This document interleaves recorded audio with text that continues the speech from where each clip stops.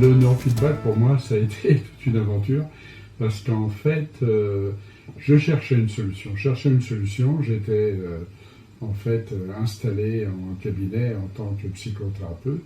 J'avais de très beaux succès en échange verbal. Et puis, pour certains de mes clients, je sentais qu'il y avait comme un mur, c'est-à-dire qu'on avançait dans la thérapie, on avançait parfois très bien, et puis tout d'un coup, on n'arrivait plus, il y avait quelque chose qui bloquait.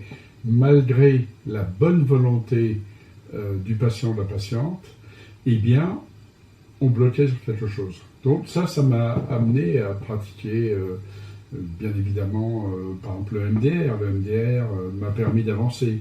Mais là aussi, il y a eu un moment où on arrivait à un seuil qui était la difficulté de la personne, parfois à revivre certaines choses.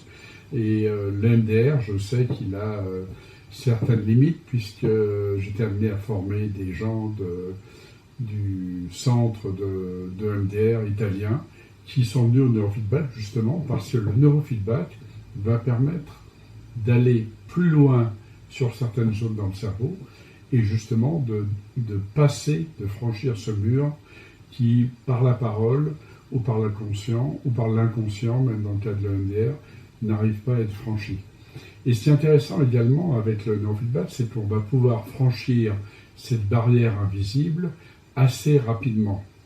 Parfois au bout de 10 séances, parfois au bout de 20 séances, mais on a des outils à notre disposition qui ont été mis au point par des générations de chercheurs et tout dernièrement par des gens de l'Institut Otmer aux États-Unis et qui permettent réellement de décrocher à l'intérieur du cerveau les déclencheurs qui créent les situations auxquelles nous avons à faire face et qui permettent réellement l'efficacité du traitement. Parce qu'en fait, c'est ce que tout le monde recherche, c'est l'efficacité du traitement.